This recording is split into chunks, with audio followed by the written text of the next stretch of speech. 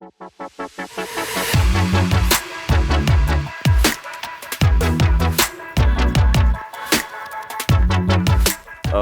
the topic of integrating biodiversity into plantation-based forestry.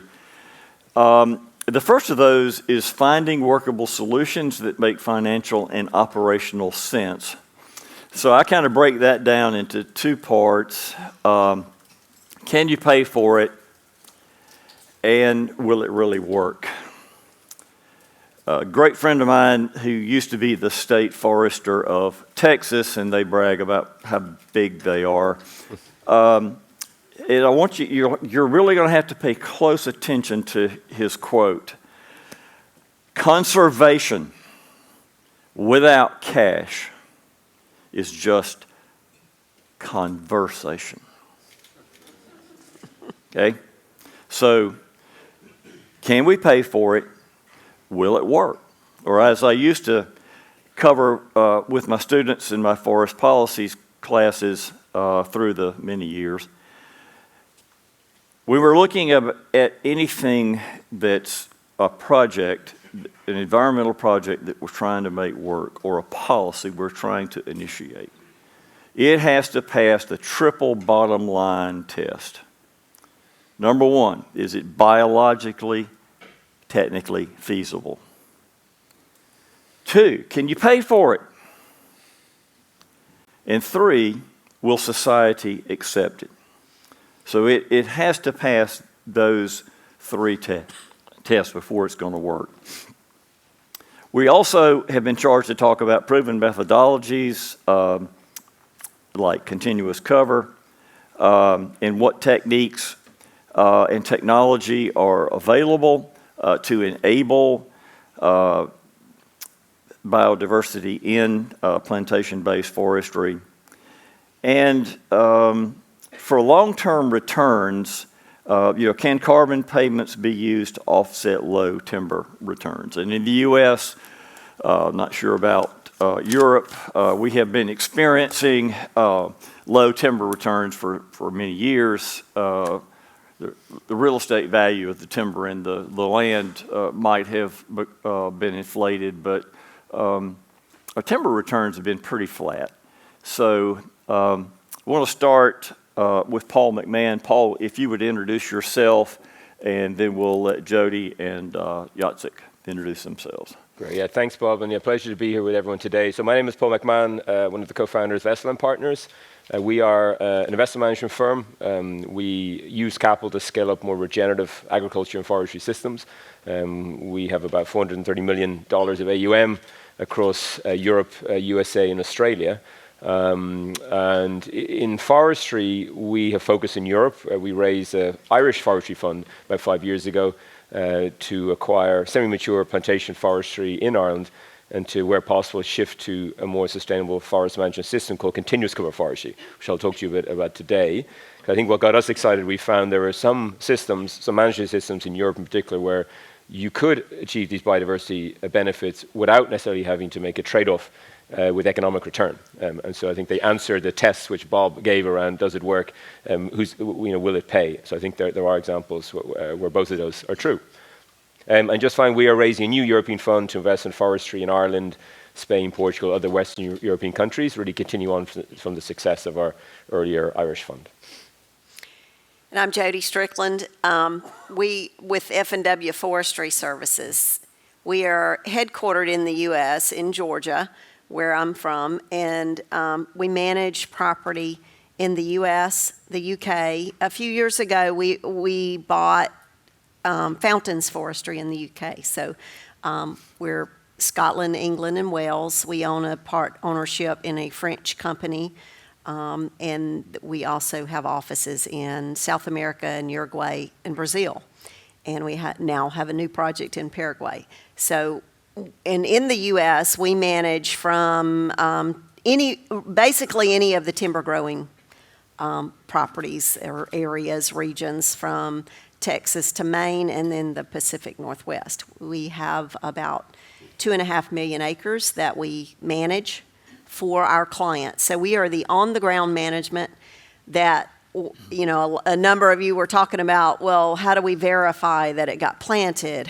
Well, that's what we do. We plant, we send proof of planting, we do all of that. We do the back office services, technical services like mapping, drone use, data management, inventory, as well as accounting back office services. When you want to know the IRR of your property, we can give it to you with a push of a button because we do all the data management. So that's kind of F&W in a nutshell. Jacek. Good morning. My name is Jacek Siry. I am with the Langdale Center for Forest Business at the University of Georgia. I have been working with forest plantations globally for the past couple of decades, mostly focused on commercial plantations and trying to monetize all of the goods and services that they provide us. My first forestry degree was actually in forest ecology, and later on I veered into the area of economics and finance and international forest investments. My current position is Stuckey Timberland Professor of Forest Economics and Taxation. Thank you. Okay, thank you. I want to start off the questioning or the discussion with a really basic question. Because if we don't get the answer to this one right, biodiversity doesn't matter. How do you motivate landowners to keep their forest in forest or to plant forest over time? So if each one of you would address that. Well, you need a strong market. You need a strong timber market. You need to be using wood. You need to have, there can be intrinsic values, but the bottom line, if it's not beneficial for the landowner to keep that land in timber, you mentioned land appreciation values, especially in the U.S. Well, they're going to sell it and put a Walmart up there. That's just what's going to happen. So it's got to be economically viable for the landowner to own the property. And all these other values are great. And they really, landowners want their property to be sustainable. So, but bottom line, it's got to pay for itself. Okay. Paul? Yeah, I think the situation in Europe is a little bit different. Often countries, once land goes into forestry, you can't convert it back, so it stays in forestry. That's certainly the case in Ireland and in most of the cases in the UK. But the challenge in how do you get more, let's say, marginal farmland into forestry, and that's been an ongoing challenge. For example, in Ireland has had very generous grant programs where the government pays you all the cost of plant, plus gives you income for the first 15 years, a guaranteed annual income. Even with that, the planting rates have really fallen off a cliff over the last few years. And I think this year might be 1,000 hectares in the whole country, where the target is 8,000 hectares plus the government set. So there's still that challenge. It's economic, how do you make sure it pays? There's also cultural factors though as well. When it's just from farmers to move to forestry, it's a different set of skills, knowledge. It can be seen as almost admittance of failure, a sort of failed farmer. So there's a lot of soft cultural issues as well as the economic issues that play in. But I think also there's a lot of challenges around the type of forestry that we have. And sometimes the monocultural plantation, purely productive forests can turn people off, whether the landowners, but also the local communities around that. And we are seeing opposition to that, I think, increase, especially in the European context, where people in forestry are very intermixed. There's not big open landscapes, there's people everywhere. Jacek? Are short answers acceptable? Surely. If it's profitable, it's sustainable. Okay, a true economist. Okay, so when we talk about plantations, what we're really talking about is the classic even age management. So you plant, and all the trees are the same age, and they may be in rows, they may be in circles, they may be spotted out, but you have established that forest in a point in time, and all the trees will be of approximately the same age when you come to final harvest, whether nature harvests it for you or you harvest it for yourself. So what are some of the ways that we can increase biodiversity in planted forest through time? Well, maybe I can give some examples again, from the UK-Irish context, and a little bit of history is probably useful here. If you look at the history of forestry in this part of the world, we've gone from extremely low forest cover, less than 1% in Ireland 100 years ago, to maybe 11% in Ireland, closer to 14, 50% UK. So there has been a lot of afforestation. It has typically been done with non-native commercial conifers, particularly Sitka spruce, even age plantations, as you say, and that works to an extent. But I think we've seen these increasing challenges, associated with it. So one is around the environmental impacts of these non-native conifer plantations, whether that's on soil health, on water quality, biodiversity. There's also social challenges in that these forests can have very low amenity values, low aesthetic values. They don't look so nice, and when they're clear felled, it's extremely ugly. So a lot of local opposition emerging, to it. But I think there's also quite a few hidden risks, because whenever you have a single species, single age, it's more vulnerable to pest, disease, wind. We've seen that in Germany, for example, with the bark beetle infestation, which has wiped out millions of hectares of forestry. And that's because you had a single species, spruce, which is now being challenged by climate change and drought. And that has to shift, that has to change. I think, though, the good news is what we see is there are alternatives, there are different ways to manage, and continuous cover forestry is one of those. The idea there is you can take these plantation forests at a semi-mature stage and eventually evolve them into something different. And the idea is you never clear the forest, instead of selectively harvesting individual trees, groups of trees, opening up the canopy, creating gaps, promoting natural regeneration of the next cohorts and new species, and you evolve a more diverse and mixed forest over time, mixed in species, mixed in age. And that it can be good for the environment, it can be very good for biodiversity, because you have more diverse species, dead wood, you have permafrost cover. But economically, we think it's just as good too. We wrote a white paper a few years ago on this, synthesizing a lot of recent academic research from UK, Ireland, other parts of Europe, Finland. And I think the consensus is emerging that this system can be economically as good. The cash flow is a little bit different. You don't get the lump sum of a clear fell event. You're getting a steady, consistent cash flow from continual harvesting and sales, which is actually quite a nice cash flow.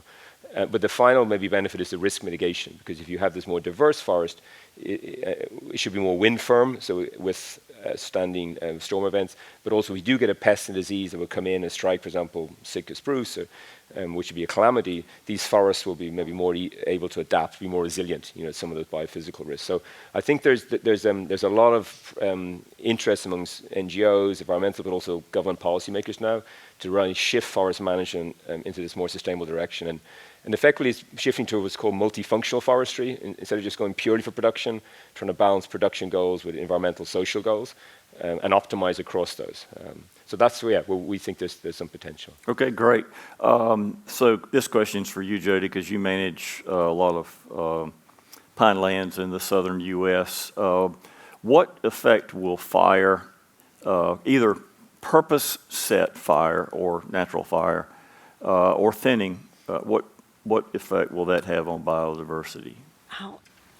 We use fire and thinnings to increase biodiversity, because what we find is in nature, fire happens, lightning strikes happen, and so you get disease and bugs and that sort of thing that comes in and looks like a thinning. So we more mimic the natural environment. What happens is as soon as sunlight hits the forest floor, we have all kind of species of grasses and trees and things that pop up from the seeds that are in the ground. And any scarification or sunlight that hits that floor, it increases that biodiversity. So those are some things we do to improve the biodiversity. The other thing we do, we plant in the pine plantations in the South, native species, and there's different types of pines that we plant, depending on the site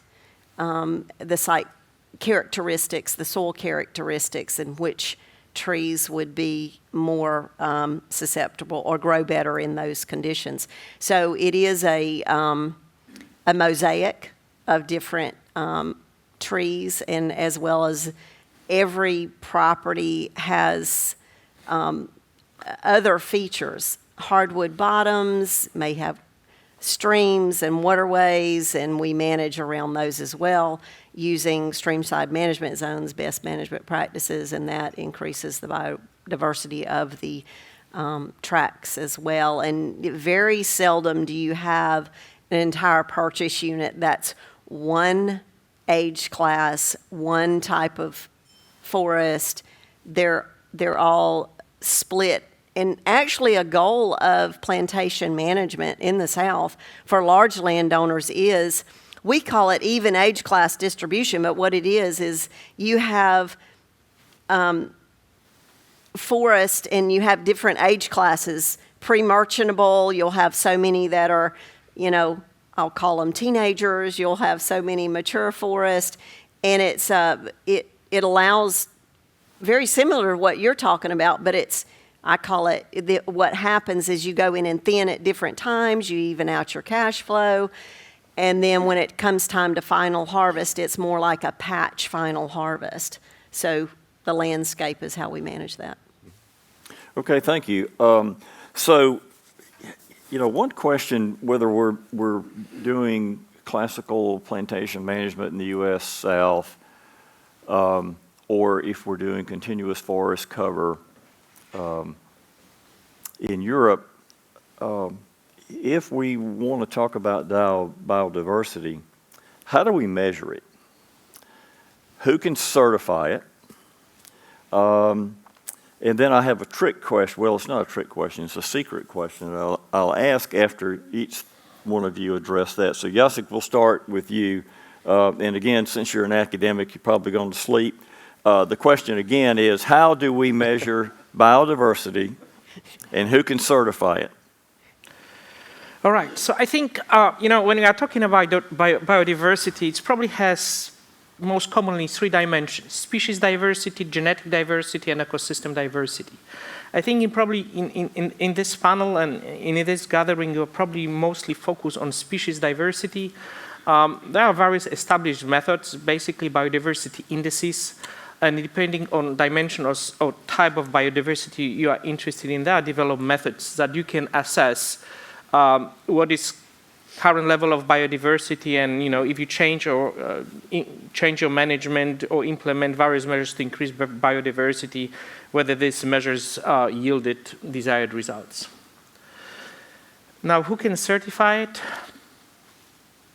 Maybe somebody else will be better prepared to answer it. Paul, do you want to take both questions? Yeah, I'll give you an example of some wording, because I think it is hard to measure. That's the first point. Like we've heard from the previous panel, even with carbon, which in the face of it should be simpler, is very complex. And biodiversity is 10 times more complex, because are you looking for species abundance? Are you looking for certain types of species, for example, endangered species? Are you looking for above ground or below ground in the soil? It's incredibly complex. And we're grappling this across agriculture and forestry. What we found is maybe proxies is the way forward, and we actually, part of the Irish Fund, got a technical assistance grant from the European Union Life Programme, which is actually paying for ecologists to come in and to study forests in Ireland and develop a set of proxy indicators that our foresters can then use and go in and do as part of their inventory of the forest, can have this sort of checklist of things that they're looking for. One of the ones, for example, dead wood, that's probably one of the big indicators they found in Europe. The amount of dead wood in the forest is a really good proxy for biodiversity, because that harbors a whole set of bugs and insects, which then provides food for birds and everything else up the food chain. Dead wood, a number of different tree species, there's a set of indicators that we are identifying and that we're then giving to our foresters to use on the site. So I think but we'll probably need these simple proxies, because actually doing on the ground counting of plants and insects is extremely expensive work. It's very hard to do that across a whole forest portfolio. Okay. Jody, how does F&W address that?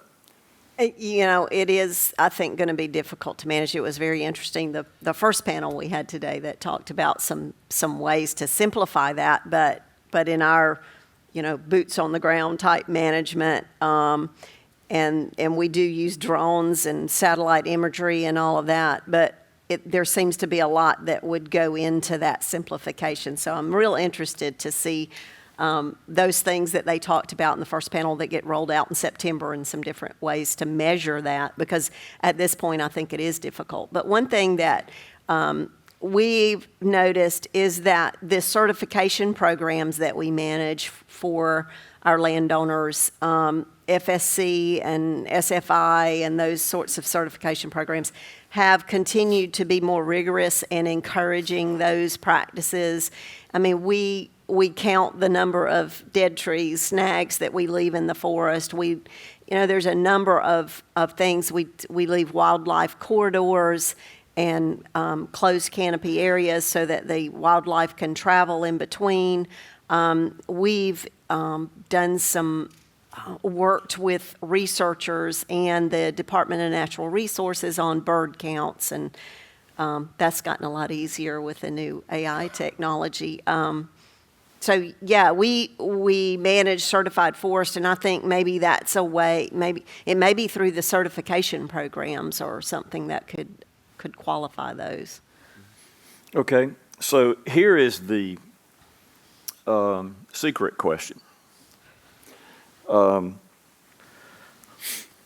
you want the same biodiversity over time, or do you want diverse biodiversity over time? Jacek, you don't even understand the question. No. I'm going to take a shot at that. Okay, great. Okay. The way the world through history has evolved. I can sit here and say humans have done this or humans have done that, and we have. But if you look through history, the world and the earth has changed over time, and I would be egotistical to sit here and say, I did it. I didn't do it. I wasn't here. It was happening before we got here, and it continues to happen. We can do things to either increase the damage or increase the good things, and that's what we're all talking about here. But I think over time, we should expect some changes in biodiversity. It will change because the natural cycle of things change. So to go back and say, I want to create a world that existed 500 years ago, I think we're kidding ourselves, because that's not how nature works in my mind. So, Well, I think we need more biodiversity, more diverse biodiversity over time. I think if this, it depends what the starting point is. But if your starting point is in even age single species plantation forest, they can have quite limited biodiversity. And if you look at the studies against spruce forests, UK and Ireland, fairly limited biodiversity, partly also because of the age. They're always kept in that juvenile stage. They're clear felled at 35. They never get to be old and complex. There's no dead wood. So you have quite low biodiversity forests. That's the starting point. I think we can do an awful lot to increase biodiversity in those forests through these more continuous cover management systems. One is just the diversity of the tree species themselves. So not just having one species, Sitka spruce, having a range of species intermix in the same areas of land, which increases resilience to wind, to pest, disease. And then outside of the tree species, that will then have knock-on effects for flora, fauna, below ground, microbiome, everything else comes from that. So I think, we need to move in that more biodiverse direction while doing it in a way that's economic and profitable, to Jacek's point. So we can't expect landowners to do it for free, and we don't see any payments yet for that biodiversity, so we need to find these clever ways to manage. We can still get timber production, you can still get revenues from the market without having to sacrifice or make that trade-off with biodiversity. Jacek, have you finally caught up with us now? Somewhat. I think that if we ever hope to have tradable biodiversity credits, we should be able to establish a baseline. And okay, great. So that segues into my next question, which I will let you take it, Jacek. What does it take to sell a biodiversity credit, and what are the measurement standards? Well, I will answer these questions indirectly. If we think that forest carbon credits are complex, we haven't seen anything yet. To be honest, I'm not sure what is the answer to this question. I think it's still in the making, and we'll see what will precipitate. I just don't know. what it could be. I'll take a crack. So I think Surely. what it requires is actually regulators, policymakers to create a market. I mean, if you see the few examples of biodiversity credits operate at the moment, for example, mitigation banking in the US, there's biodiversity net gain starting to happen in the UK, there's examples in Australia as well. Basically where a developer wants to build a housing estate, build a road, is destroying some biodiversity or wetlands, something else, needs to buy a credit from somewhere else, which to restore or maintain. That's a market created by law, by policy, by regulators, forcing those developers to buy those credits. So that's the only place we see it at the moment.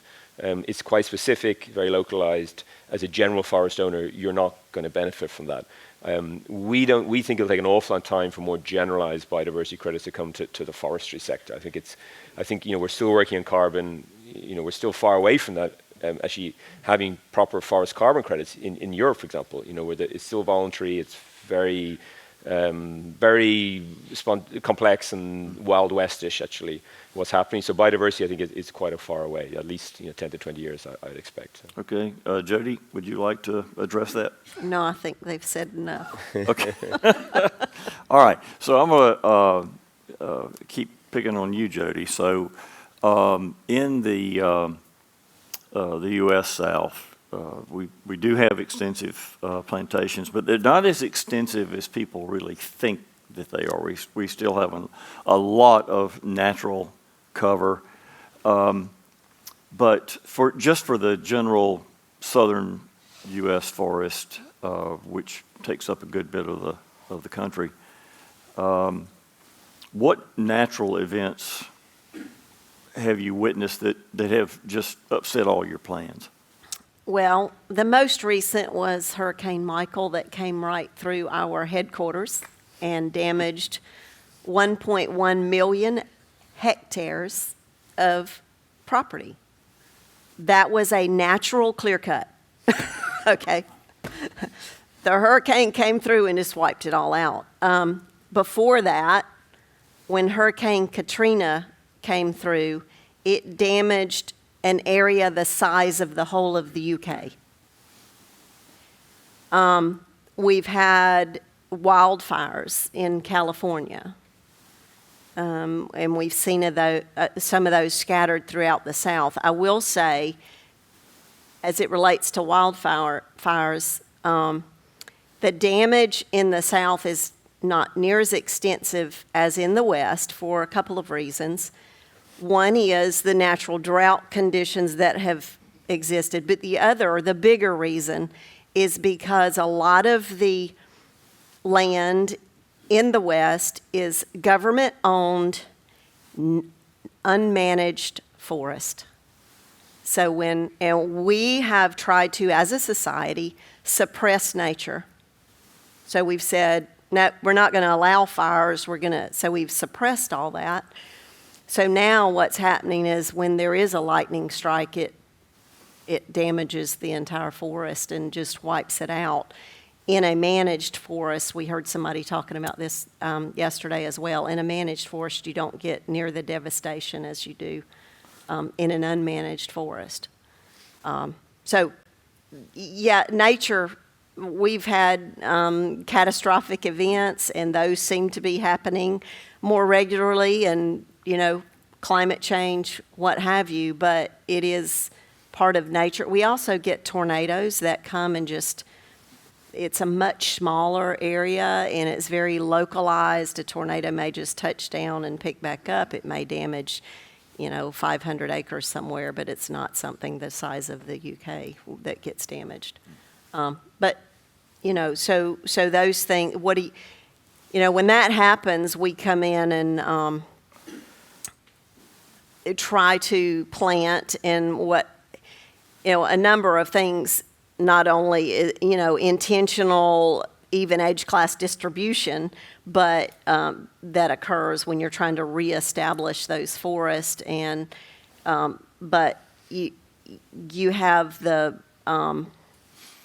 devastation. Everything in one area is going to be pre-merchantable then, so then you get the whole economic effect of the product, the sawmills, the pulp mills, and those kind of things that are out of wood for a little while that happen. I'll mention too, I worked for Weyerhaeuser for 22 years and kind of my background before I came to F&W. In 1980, we had Mount St. Helens volcano erupt in Weyerhaeuser. That was before I worked at Weyerhaeuser, but I would go out and visit when I was there. And Mount St. Helens was half owned by Weyerhaeuser and half owned by the government. The government chose to not do anything, just let nature take its course. Weyerhaeuser, it was their land. They wanted to be economically viable, so they immediately came in and started working the land and getting through the ash and trying to plant the trees. If you go out there today, and that was in 1980, I'll encourage you, if you ever go to the Pacific Northwest, go visit this Mount St. Helens site. The site that was unmanaged and not touched is still a moonscape kind of environment.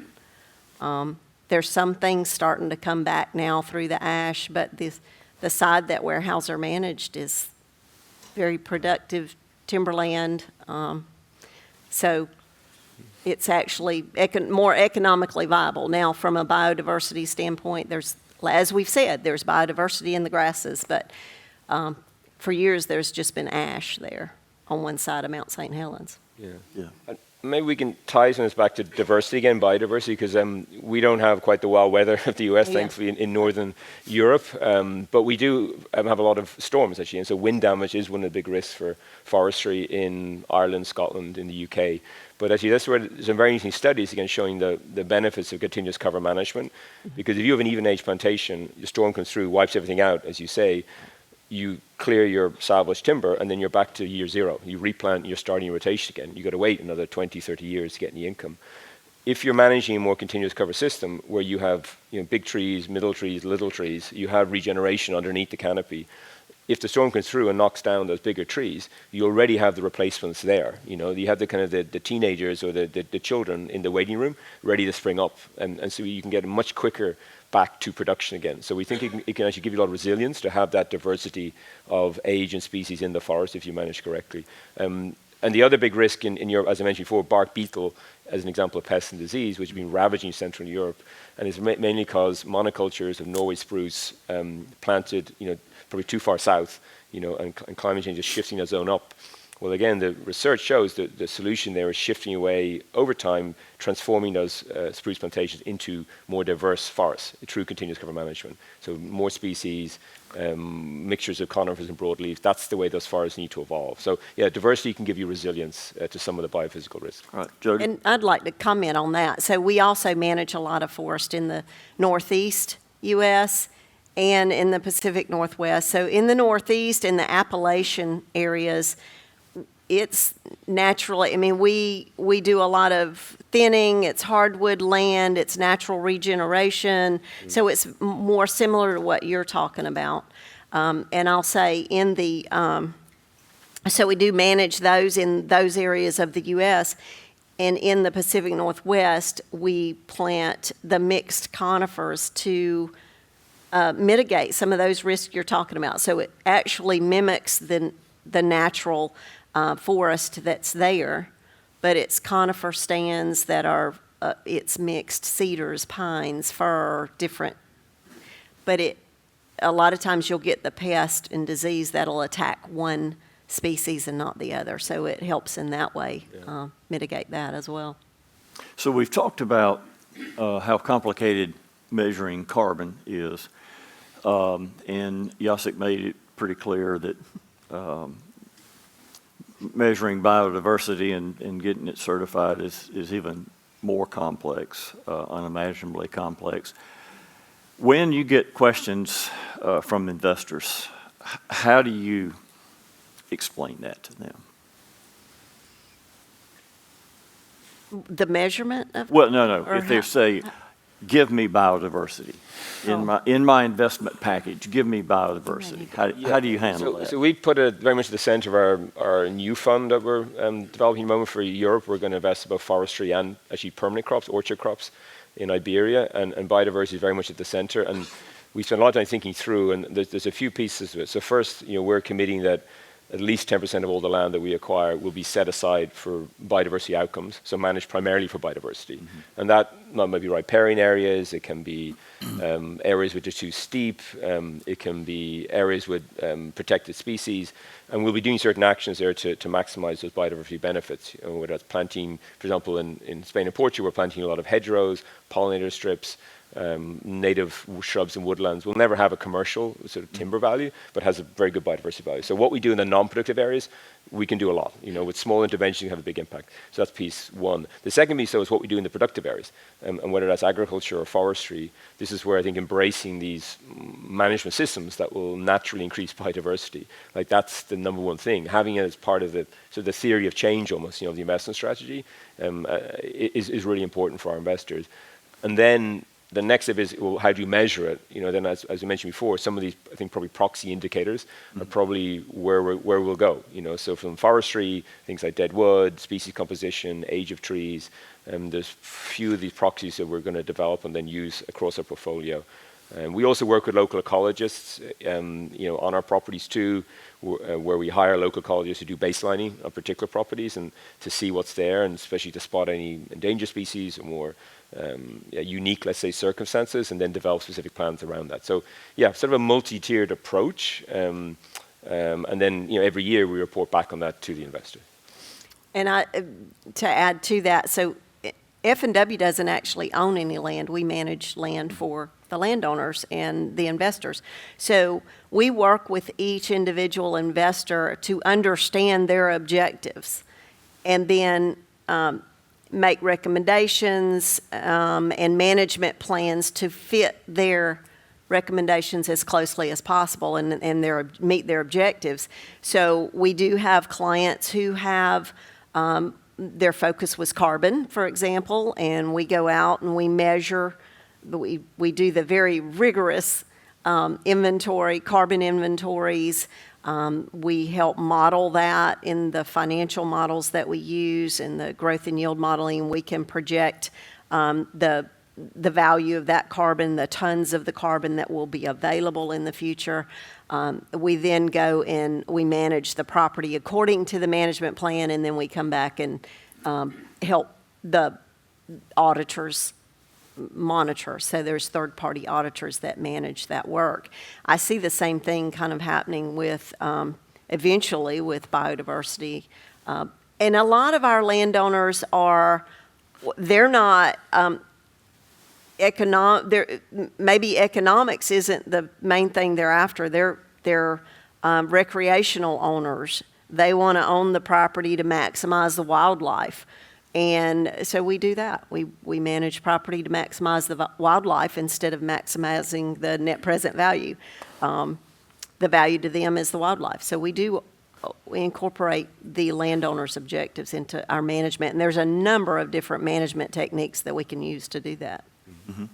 So I think it's important for the audience to understand that it's rare you're going to be able to purchase or inherit the perfect timber tract where there's some places it's going to be, and I'll invent a new term here, forced biodiversity. So you're going to have swamps, you're going to have bogs, you're going to have riparian areas that you have to maintain water quality, or very steep slopes. Those kinds of features on your property where you might minimally harvest, but you won't really do a whole lot of harvesting in that. So most any tract will come with some of this forced biodiversity.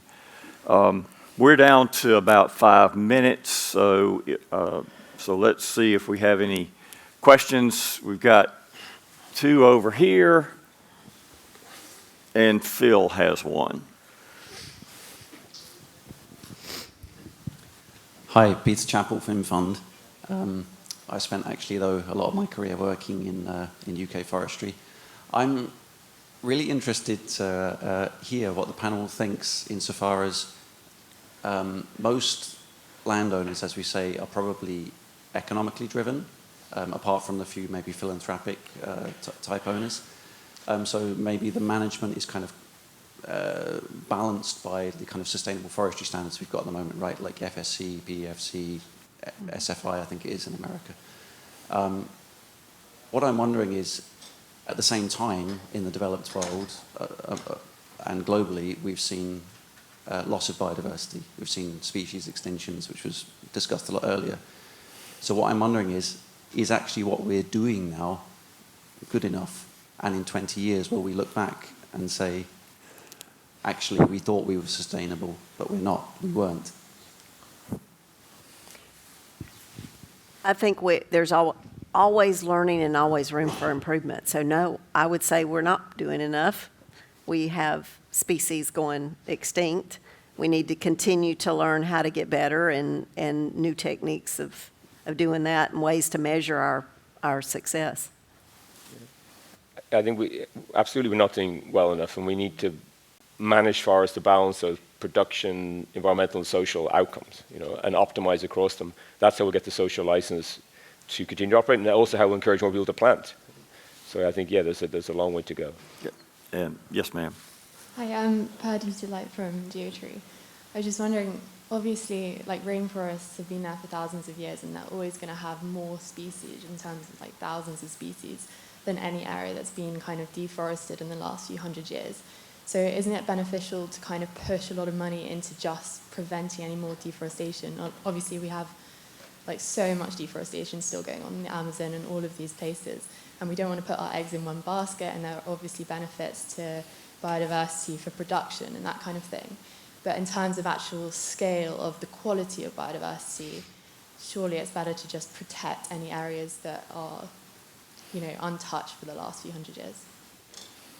Yeah, I think the highest biodiversity impact will be conserving natural forests. I absolutely agree with that. I think what we're discussing is we also need to grow timber. We need timber for low carbon building materials to displace steel and concrete, so we can use in everyday life.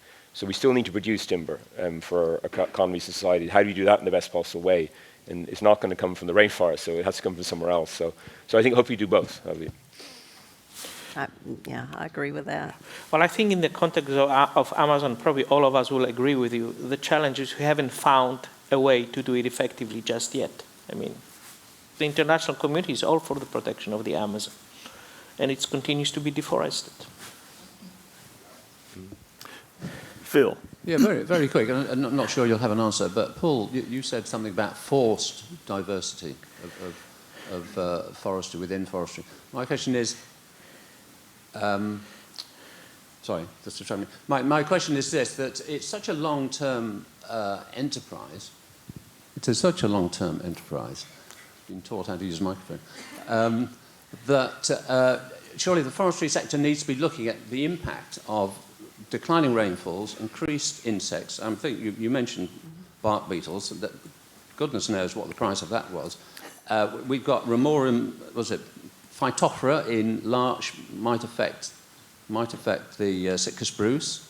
Where is the long-term research within the industry that says we need to manage this now for something that could happen in 30 years because lower rainfall, higher temperatures, and so on and so forth? And does the industry need to get used to using different types of timbers in the mills for construction? Just move away from this stuff.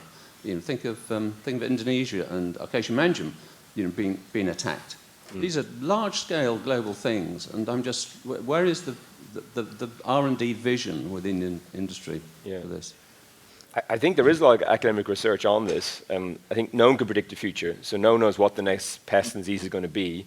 The only answer has to be diversity, as I mentioned before. I mean, is to have a more diverse forest in terms of species and age, so that if a disease does strike, it doesn't affect every species, and you have that natural resilience. I think that's the conclusion of all the research that we've seen, that because you can't predict the future, you just got to build in resilience through the structure and composition of these forests. That's the way forward. Great answer, and we're out of time. Thank you so much. Thank you.